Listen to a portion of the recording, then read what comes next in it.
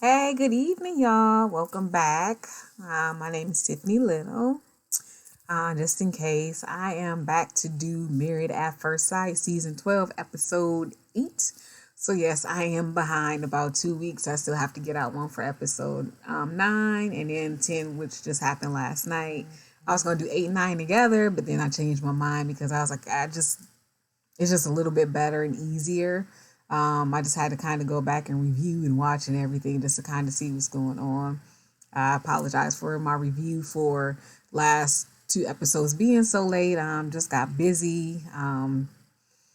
Life happens sometimes, and so just trying to make sure I stay consistent with everything. Sometimes the busyness happens, and it's like, I need to do this or I need to take care of that. So but I am back just to give a few of my thoughts. I'm not going to try and stay too long with episode 8, but episode 8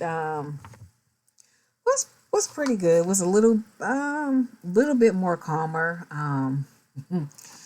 just a little bit. So just bear with me as I go through my notes because, well, anyways. So I'm just going to start off with Bree and Vincent. Prior to last episode, we saw that Vincent got upset, um, but he comes back. He realizes that he's married. Okay, and so Brianna asked him, if you realize you married, where was you gonna go when you said you were going home? Because basically this is home. So he comes back and realizes that he was being a little bit stubborn and foolish, and that he should have just talked to her and explained to her why he was upset. Instead of just saying, you disrespected me. How did she disrespect you? So I think we're learning in the next couple episodes. We see Vincent is just sensitive. He denies it in last night's episode, but we see it. Vince, we see it. You can't tell us. I mean, I'm not sure what you consider your perception of yourself is, but we're watching you kind of have a few meltdowns. Still love you and Bree. Still love you. Still feel like you got a chance, but your meltdowns are not good. So this is the episode where they have, I like want to call it the family and friends episode. So when Bree and Vincent meets with his friend. I can't remember his name, or maybe I just didn't take the time to know. But he's explaining to his friend how he feels disrespected, and his friend, you know, and how if it was him, spilled the champagne, or when Brianna says certain things, how he will react. And his friend tells him, she's not you. She's not going to do things the same way, and that she's a good woman for you. So basically, tell him not to muck up the relationship. Just go ahead and understand where she's coming from. And then, again, like I said, he just needs to be more verbal about those things that bother him instead of just, getting upset and, kind of throwing a fit or not saying, hey, Brianna, this is bothering me. And, just allowing them to learn their own rhythm. And the thing about Brie is, she's pretty open. I think she's pretty open to learning. He just needs to open up and say something.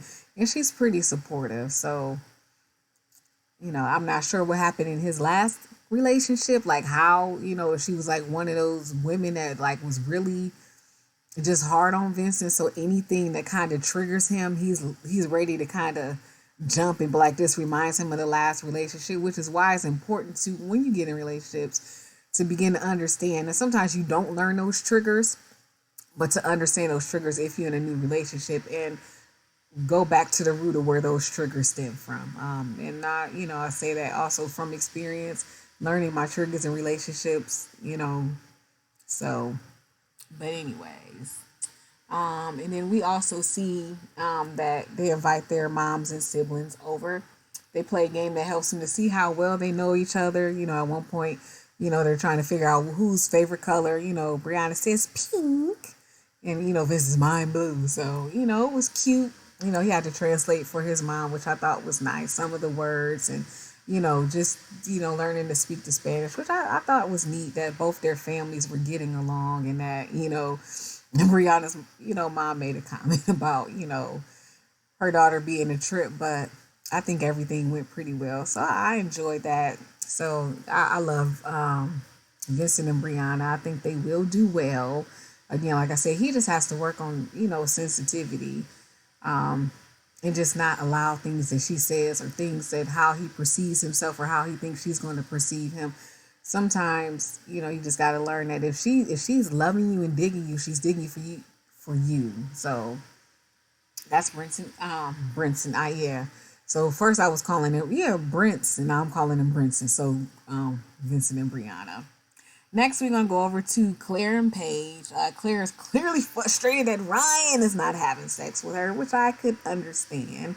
Ryan, on the other hand, she talks about she hasn't seen him shirtless, and they've been doing everything else, which some people are speculating could be foreplay, could be oral sex. We don't know, but now I'm trying to think if you haven't seen him without his shirt, that's I don't know what's going on with Ryan, and I don't know why that is that way. But Claire has been struggling with that. And I think that's all I really have on them. I didn't really take a lot of notes on because it's just kind of like the same thing, them going back and forth. We get to Haley and Jacob with them and their friends. So at one point, all the guys, let me kind of go back. At one point, all the girls meet, all the guys meet, and they discuss their relationship. At a certain point, Clara, Haley, and Bree meet because Virginia's out of town for a wedding, and you kind of see that part with Eric and him and Ryan get together at the beginning, and they're walking dogs and they're making jokes about how Eric making a joke about how his dog is just like him and how Virginia's dog is just kind of I guess yippy or hyper like her. So we see that, and then fast forward again, going back to the girls. That's why Virginia wasn't there. That's what led me to that. So Virginia wasn't there because she was at a wedding in Savannah, and Eric was missing her, and he had his brother's wedding, I believe, coming up, or a friend somebody's wedding. But anyways, so Claire is also discussing there, the lack of intimacy, and then the guys get together and they kind of discussing, their wives and how a couple of them their wives like to drink like Jacob, Claire, and Eric. I think Brianna and Vincent, they kind of drink about the same, it looks like. So she has a glass, he has a glass. So it doesn't look like, one would up the other one in the relationship. And of course, I don't really see Paige drinking. Of course, Chris is not there because, oh my goodness. Anyway, we get to Haley. She meets up with her friend. I believe her friend is a Laura or Lauren or something like that. And she just, Haley talks to her and tells her difficulty with her relationship with Jacob. Talks about, oh, he's still kind of stuck in the 80s and how she's dressed. And her friend tells her, give me really good reasons why outside of he can't dress and, the couple quirks that you're really not making it work. And she also asks her about, the physical attraction.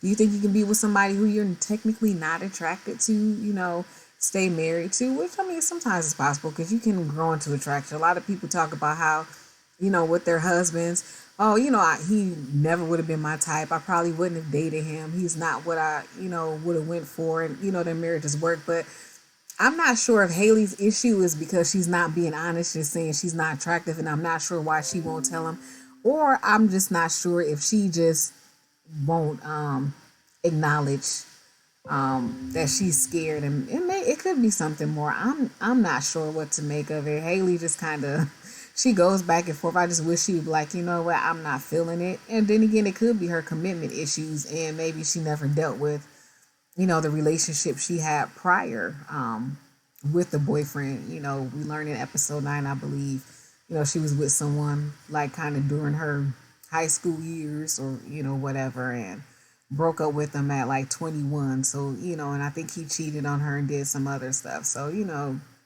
if you never really dealt with that and you keep putting relationship and you have commitment issues, because again, like I said, going back to those red flags or those triggers, and sometimes they're not red flags, they're just triggers that you haven't dealt with that you say, oh, that's a red flag. No, this person that you're dating may not be the same, but they may do something that looks similar. So you really have to be honest in weigh if what they are doing is really a red flag or if it's a trigger. And if it is a trigger, then you again need to go back to the root of the issue and really be able to look at it rationally and make sure that's what you're really seeing, and not just something that feels like it's about to mimic that hurt or that warning sign, and you like, oh no, we're not going through this again. So I'm not sure, but anyways, so we get to when they have their get together, because everybody has a get together. They some of them meet with their friends individually, then they have, get together at the house. Jacob talks with her friend, and or no, sorry, Haley talks with Jacob's friend, and he basically describes him as a pretty much stand up guy, nice guy. You basically get he is what you get, what you see is what you get. He's straightforward, basically, straight talk, no chaser. Very forward and direct, minus his quirks. And I do like Jacob. I think Jacob is pretty cool. He's pretty funny. And I don't think he's like dresses as bad as she makes it seem like. He dresses pretty basic to me, t-shirt and jeans. I mean, I don't know what else. And sometimes you see him in polos and, whatever else. So, I really don't see him dressing like 80s. Now, if he comes out with those old school, if he comes out with a fanny pack with kind of like the shirt torn on the side, or like the those shorts that kind of dress a certain way, then I can see. But he pretty much is just basic jeans in the top, which a lot of guys are. And Jacob, for him to be in the 80s, he's let me put it like this: graphic tee and jeans does not put someone stuck in the 80s. I see a lot of guys who wear current, graphic tees and jeans, and they are who they are. And plus, again, that's something you can kind of, dress up or take care of, which we see her do. Haley's friend says she's a commitment phobe. And so, her friend tried to give her credit for trying to stay in a relationship. And last thing, and I kind of get Haley. I kind of get her. Relationships are hard. Like I said, you got those triggers, something that doesn't seem like it's right, and you're like, I'm ready to go, even after the arguments. And maybe she explains, those are, maybe, and I can't remember if they did discuss about, how those arguments or whatever, because she said after the arguments, then that's when she kind of distanced herself or didn't like him. And maybe she needs to just learn conflict resolution, not just with Jacob, but maybe for future relationships, because all relationships are going to have some form of conflict. And you're going to have to learn how to work and talk through them. You just can't be like, oh, I'm not going to talk about it. Maybe if she, like you said, like, her parents told him in the beginning, just give her time. But eventually, after that time is up, there is still going to have to be a resolution. And you can't stop, start, stop, start, stop, start. You're going to have to eventually discuss it, and deal with it. And I want to say they could still work, but I don't know where Haley just, I wish she would just be honest with him. Jacob, I think he really wants it. He seems like, like he told her he didn't really have any expectations, because they asked, did you, think she was beautiful? He said he really didn't. He prefers more of a Jennifer Aniston type. But I think he finds Haley attractive. So, and I do think I remember him saying that she's attractive. So, he likes her. He wants to get to know her, and he's willing to work. I think Jake is one of those guys that's like, I don't really have a type. I think it's built on more chemistry if we can work stuff out. And plus, he sounds like he kind of had a, horrific relationship past, which we learned in episode 9 about, his past. Matter of fact, episodes 9 and 10 where we kind of learned, especially last night's episode, we learned about a lot of their baggage, but I'm not covering that. So let me finish 8. Jacob talks to Haley's friends. Okay. Concerning their attraction, and then also about what happened, after they had sex. That's the big question. What was it? Again, like I said, if the sex was bad, all she has to do is talk to him. I don't know what it is. I don't know if it's the size of the boat, the motion of the boat. If it was because she was drunk, I don't know if she just didn't. She felt some kind of regret that maybe she shouldn't have, or maybe she moved too soon. Or, maybe it's because of the I don't know. But whatever it is, she needs to be honest about that too. Yeah, she just need to be honest. Haley just, I don't know. I get frustrated with her when I watch her. I just be like, girl, I don't know. I know previous like seasons we used to be mad at like Zach for not moving in with Mindy or certain people for doing certain things, but now that I kind of look at it, I think Zach was still a bit of a jerk, but I do commend him for not kind of, if he wasn't attracted to Mindy, not to play games, because then we get to see the foolishness of Chris, but we get to that later. Um, let's see. Okay, so I already talked about Haley talking about her friends and you know whatever. So I think that's all. And then now we go to Eric in Virginia. So Eric in Virginia, again, she's out of town for a wedding. Same weekend that I believe Eric's brother is getting married. Um, and so, he's hoping she, misses him or whatever. And when she finally gets home, she does miss him. And I guess he kind of wanted to talk every hour on the hour or something. Eric, you're doing too much. One thing I feel like I'm learning about Eric is, and again, like I said, we learn about a lot of their insecurities, where they come from. But I've been feeling it with him, is that he's insecure about his relationship with her. And I think that is really making him want to control the relationship and to try and tell her what they need to do. And I think he feels like he needs to groom her and prepare her maybe to meet his needs. And like when she met, first of all, his friend told him to kind of back up, try not to control her, try not to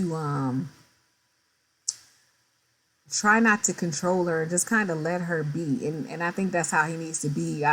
Because they're opposite, I know some people like, oh, the experts didn't. Sometimes opposites do attract, and it's kind of like, we know opposites. It's like the yin and the yang. But if you can get the yin and the yang to recognize their role in each other's life, one being a yin and one being a yang, and they being okay that one is what the other one is, and not try and make each other be what they are or what they think they should be, then I think it could work. Minus Virginia's drinking. That girl can throw back some shots, okay? Throw back some shots. I was like, girl, talking about, yeah, I can't even remember how many shots she was talking about taking. But she was talking about somebody doing maybe 16 or something shots. I'm like, your liver, not just your liver, but your skin. Her skin doesn't look good to me. I mean, and I hate to sound like that. I'm not trying to be a skinist, but it doesn't look good. I mean, that's just my, assumption from, because that's a lot of alcohol. She's staying pretty. I mean, she's young. She's still pretty thin for all the alcohol she consumes, because it make you gain weight. So maybe she's just one of those people who had a high metabolism. I just know if I probably drink like Virginia, I'd be extra, probably 20 to 30 pounds, and it wouldn't work for me, especially at my age. It just wouldn't work. But anyways, we're not talking about me. But yeah, so she comes back, like I said. He meets with, one of her friends. And he kind of gets him outside, and he tells the same thing, don't control Virginia, don't try and control the situation. So his friends and, her friends meet, and, Virginia's sitting there between Eric's legs. So you can tell they really do have a connection. Outside of her being a little wild, I think they could work because of Eric in a sense, because I think we assume because he's conservative that by Virginia being a little bit more wild. But I think because he is conservative, and just the way I've seen dynamic of relationships, especially in certain people and sometimes certain cultures, they can work. I just think it's more Eric's insecurities. Then some of it is going to be her drinking, but I think it's going to be more of his insecurities and his fears. Now he did say after meeting with her friends that his fears were were erased about her staying over friends. I don't think she still should stay over her male friends just because she's a married woman now, and out of respect for her husband. But I don't think that fear and that concern, and I think, again, like I said, what we learned in last night's episode, I don't think that fear. I think the fear was warranted, but I don't think he has to worry as much, or he said he doesn't have to worry as much. Um, yeah, I said okay. I talked about that. And I think that's about it. Eric, just to give her a space, they both work.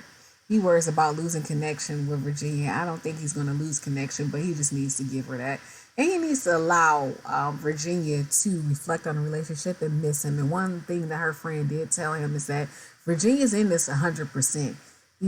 He could tell, even though she may not seem like it. And that's one thing. I watched the interview with Dr. Viviana on the Bald and the Beautiful, and she dropped a lot of really good nuggets about the matchmaking process. And she mentioned Virginia, outside of what we see drinking. She said Virginia seemed like she was a very mature woman. And even with Haley, because a lot of people, I'm just going to add this in right quick. Even with Haley, and Jacob, their age difference, I guess Haley mentioned that she dated older guys. So, all the things that we're wondering about and we're assuming, those things did get addressed in that interview. So if you want to see the interview with the Bald and the Beautiful and Dr. Viviana to kind of answer those things or the speculations that we as viewers have, that's a good place to kind of watch. And then we get to the nut in a minute. But so yeah, so that's where everything is at with Eric and Virginia. And again, like I said, she said she was a little bit more mature, and there probably is some maturity there, Virginia. We might not see it because we see all the drinking and we always see the party girl, and even that sometimes makes me wonder if that is to a level of insecurity in the facade. I mean, not saying and people are like, oh, it might not be her because she's young, but sometimes you can get in the habit of learning to function a certain way to cover up other areas. And it might seem like it's part of your personality when it is really not. It's just you've learned to function and deal with however life. And you find what we call STIRPs, grief recovery, shout out, what they call short-term energy release boosters. And when you're in grief or you could be in consistent grief and not realize it, or a struggle, like she said, with the abandonment issues, rejection.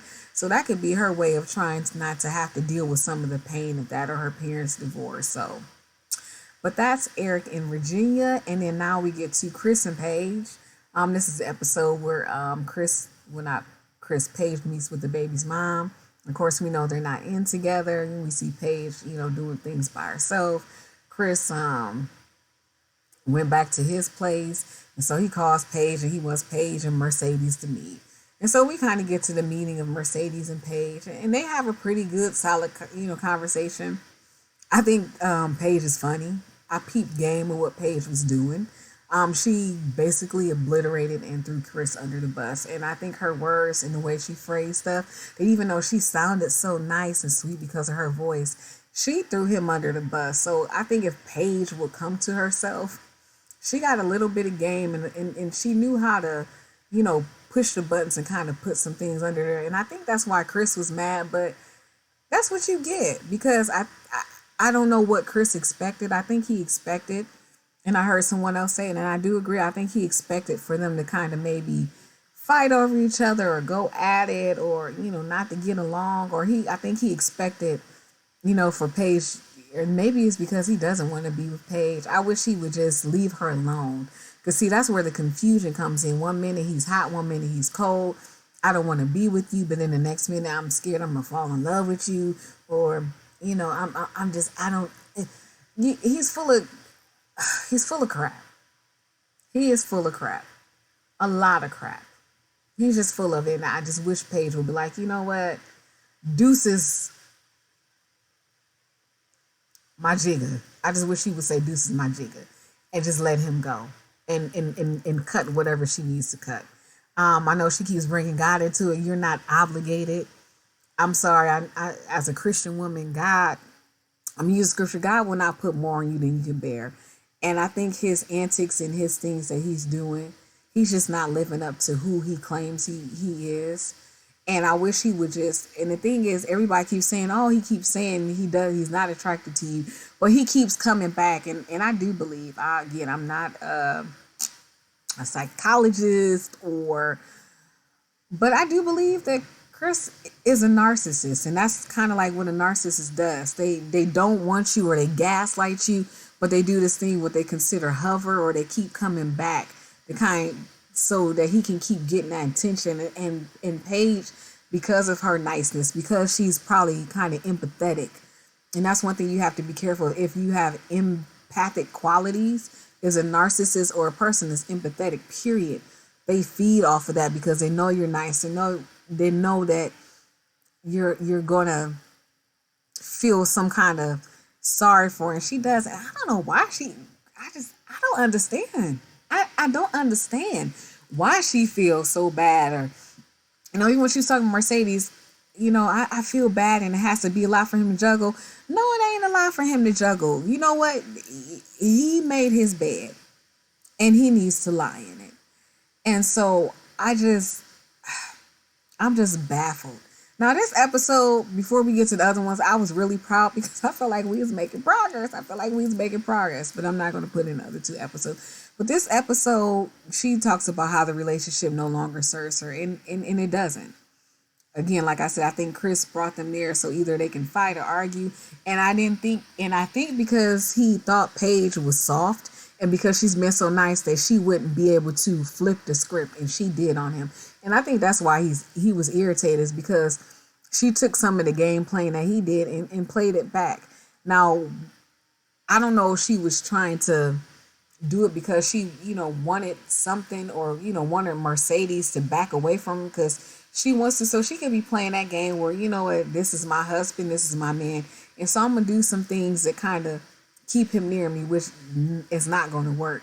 But I tell you what, there was a bit of a revelation on Mercedes' face why she asked, Paige, who she thought she was pregnant by. I thought that was a pretty stupid question. Maybe she was just in shock. Like, I don't know. I don't know if that was shade itself, being like, who? If she doesn't think, Paige is pretty, or if it was just a matter of Chris could have talked about Paige being a certain way, and maybe she's just surprised that he had sex. But then again, if you know him and you know his ways, then you shouldn't be surprised. And Chris just acted like a full immature child. He didn't say anything. He brought together for them to have this meeting. Only again, as to much of the relationship that he's had with Paige and to the show, he contributes nothing but chaos and drama. So I mean, every show I guess seems like it has a plant.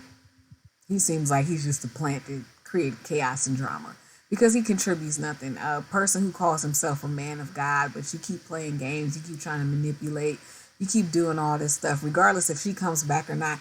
You need to be held accountable for your actions too, because your actions are devious and just not gentlemen, not godly at all. Let's just call it a spade a spade. They're not godly at all. I don't care how much you say you don't want her, how much. If you don't want her, if you don't want nothing to do with her, get the divorce and leave her alone. I don't care what production tells you. Leave it alone. Stop playing with her heart, or do what Zach did. We consider him a jerk, but he was okay with being a jerk for the whole season. Just leave her alone. Don't try and reconcile. Don't try and do anything, because what happens is you're hot and cold. Like the word says, if you were lukewarm, I would speak. Well, I guess you lukewarm. If you was, he either hot or cold, or I'm gonna spit you out. And right now, just spit you out because you're just acting a complete fool.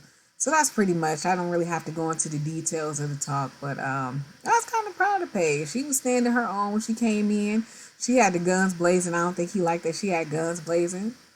She shot his back up a couple times. That's what he needed. She got the kneecaps too, and pistol whipped him in the head and told him he was stupid and talking about she's rude.